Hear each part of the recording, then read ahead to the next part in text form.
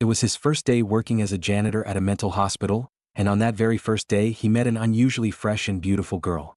But unfortunately she was a patient there, so he could only turn and walk away in disappointment. After his shift, Nick happened to pass by a room and suddenly heard a girl screaming for help. Without hesitating, he burst in and found an orderly assaulting her. Furious, Nick charged forward and quickly subdued the orderly. But the girl was so frightened that she kept apologizing. She said she hadn't meant to cause any trouble. Nick reassured her that she hadn't done anything wrong. After calming her down, Nick hurriedly left the hospital. But the girl, touched by this rare warmth, followed him shortly after he left. Nick asked why she was following him and she said she was going with him. Nick didn't want to be burdened with a tag-along, but as he talked with her briefly, he realized she didn't act like the other patients. He asked why she wasn't wearing shoes, and she said they had hurt her feet. Maybe he was overthinking it. He quickly told her to go back to the hospital. But then she suddenly started breathing rapidly and Nick panicked, doing his best to calm her down. After giving her some money for the trip home, he turned to leave. But he hadn't gone more than a few steps before he stopped. Looking at that hopeful yet bewildered face, Nick's heart softened. He couldn't just abandon her. He decided to contact her family, only to be shocked to find she had no one. Just as he was stuck, a bold idea struck him. She could be his girlfriend. In truth, Nick used to be a typical playboy and a wealthy heir from a prominent family. But because he spent his days hanging around in nightclubs, his father had finally had enough of his wild lifestyle. He cut off all his funds and kicked him out. Instead, Nick racked up a huge debt. When a creditor came to collect, Nick ended up beating him up and landed in jail. He was then assigned to work as a janitor at the mental hospital as part of his sentence. Determined to get out of this mess and pay off his debts, Nick decided to ask his father for help. Using his brother's wedding as an excuse, he asked to come home, but his father had one condition. He had to bring a girlfriend with him. And the pretty girl right in front of him might just be the perfect fake girlfriend to fool his strict father. But to Nick's surprise, Ella, who had never flown before, caused quite a bit of trouble on the plane. In the bathroom, she didn't know how to work the toilet and accidentally locked herself in. Later, while Nick was resting, she snuck into first class and ate someone else's food. A flight attendant noticed her odd behavior, and Nick quickly explained she was his girlfriend. Ella, basking in this rare feeling of being cared for, asked him once they were back in their seats, had he really said she was his girlfriend? Even though Nick's reply was somewhat evasive, Ella's innocent heart was filled with joy. They finally arrived at their destination. Ella looked at the grand villa in front of her and felt a little overwhelmed. Nick quietly reassured her, "Just keep quiet and it'll be fine." When they walked inside, Nick's mother greeted them with great warmth. But Ella's bare feet puzzled her mother. Luckily, Nick quickly changed the subject. Ella's sweet, charming face won over his mother completely, and even Nick's father took a liking to her, so much so that he didn't even notice her bare feet. As night fell, the family dinner began. Nick directly stated his intention to his parents. He lied, claiming he was now in a high position at the hospital and needed to invest in a new project. But his father saw right through him. His words left Nick speechless and the atmosphere grew tense and awkward. At that critical moment, Ella bravely stepped in. She said he really did have a plan, a very good one. Her words diffused the tension between father and son. Nick couldn't help but see Ella in a new light, admiring her quick thinking. After dinner, Nick kindly escorted Ella to her room and took a fresh look at this unique girl. He told her she'd done great, everyone loved her. Ella happily confirmed that everyone really did like her. In that moment, Nick realized she radiated a special light. After seeing Ella off, Nick went to find his father. Though his father still had doubts about his business plans, Nick eventually convinced him, and his father agreed to transfer the funds after the wedding. But the next morning, his mother woke him up in a hurry, telling him Ella was acting strangely. She was cleaning the bathroom. Nick quickly found Ella and asked what she was doing. She said that's what her mother had told her. This was how you earned love. Nick asked if she had no family, and Ella said her mother was dead, because she'd killed her. Nick stared at her in disbelief. How could such an innocent girl do something like that? But he couldn't find any trace of a lie in her eyes. Even as his brother's wedding was about to start, Nick's mind was in turmoil. The next moment, Ella's appearance instantly caught his eye. Her golden dress shone like the morning sun, and in that moment, Nick was deeply moved by her unmatched beauty. The wedding ceremony began. A little girl was scattering petals, but Ella suddenly stood up, and in a room full of shocked stares, she began picking up the petals one by one. The flower girl asked if she'd dropped something and Ella said yes. Nick noticed, quickly walked over, gently guided her back to her seat, and patiently explained wedding etiquette to her. But this unusual behavior caught his father's attention as well. During the evening dance, while Nick was briefly away, his father gracefully approached Ella and asked her to dance. In every step, every question cut like a blade, and the pressure became too much for her. She collapsed to the floor.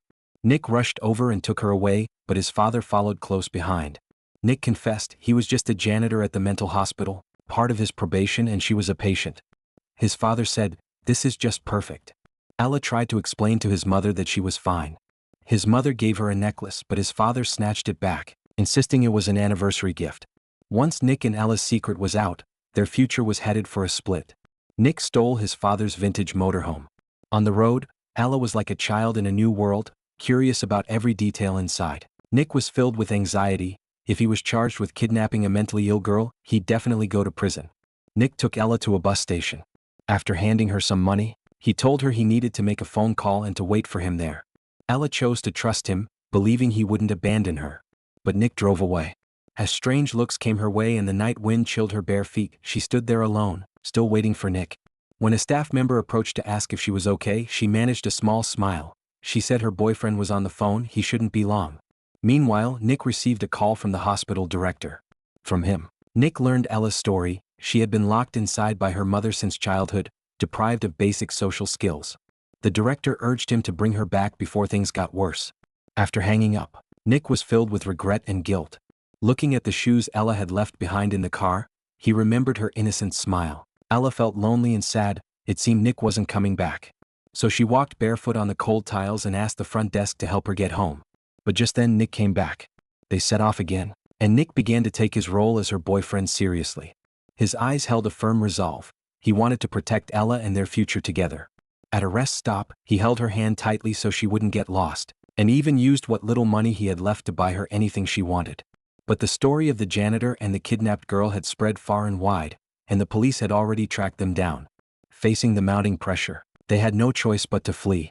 Ella said she could cook but didn't know how to shop. She got excited about donuts. Nick noticed the police talking and told her not to panic. Ella, oblivious, even smiled and waved at the cops as they gave chase.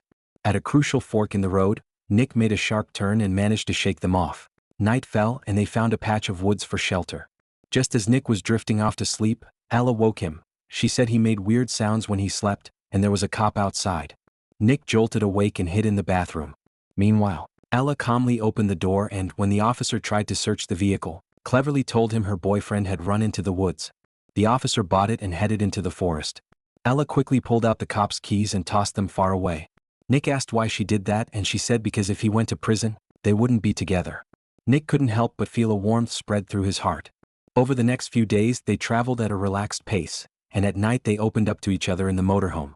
As time went on, Ella's love for Nick grew deeper. She even longed for more physical closeness. But Nick only responded with a smile. They visited an amusement park, laughing and screaming as they slid down the slide together. When they got on the carousel, it felt like stepping into a magical fairy tale. After that whole day together, Ella realized she couldn't live without Nick.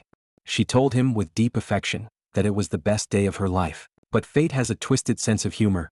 Nick got another call from the director, warning him to bring Ella back immediately or face prison time.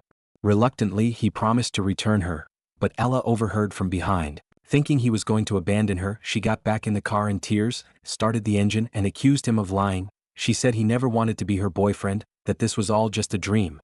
She lost control, driving faster and faster, until she slammed into a container truck. Luckily, Ella wasn't hurt. Nick decided to have a real heart-to-heart with her.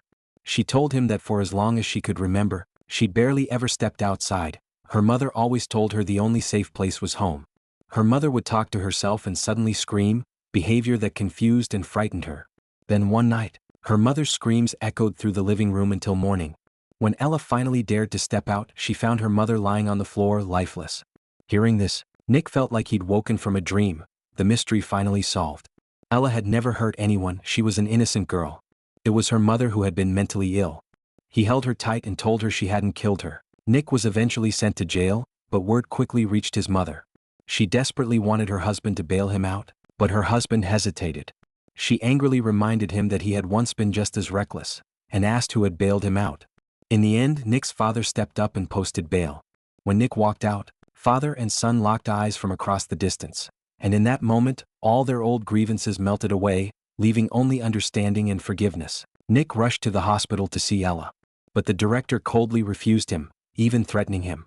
To get in, Nick lay down on the train tracks right in front of the police and pretended to be having a breakdown. As expected, he was sent to the mental hospital. But the director saw through his act and denied his admission request. So Nick told him the truth about Ella's mother. The director was shocked but couldn't make a decision based on one person's word. Meanwhile, when Ella heard Nick had also been admitted, she felt a powerful urge to go find him, but the doctor wouldn't let her leave. She swore she wasn't having an episode, she just wanted to see her boyfriend. After several days of investigation, the director was shocked to discover that Ella's mother had indeed suffered from schizophrenia with severe delusions. Since the condition could be hereditary, he decided to conduct a psychological evaluation on Ella before deciding whether she could be discharged. A few days later, the director sat down with Ella for a deep conversation. He didn't directly ask about her mother. Instead, he asked about her feelings for Nick. He asked if she liked Mr. Wheeler. Ella said no, she loved him. The director asked if she'd ever loved anyone before and she said no. He asked how she knew it was love, and she asked if he'd ever been in love. He said he'd been married and was now divorced, but he still loved her. Ella said, "Then that's not something else." Her simple, piercing words unlocked something in the doctor's heart. He put aside his old judgments and looked at this beautiful, kind girl with fresh eyes. Ella said she couldn't put her love into words, but her heart told her it was love. On the day she was discharged, Ella wore the flower-printed dress she'd worn at the amusement park, held a bouquet of flowers and walked barefoot out of the hospital. At the end of the hallway, she finally saw the man she had longed for.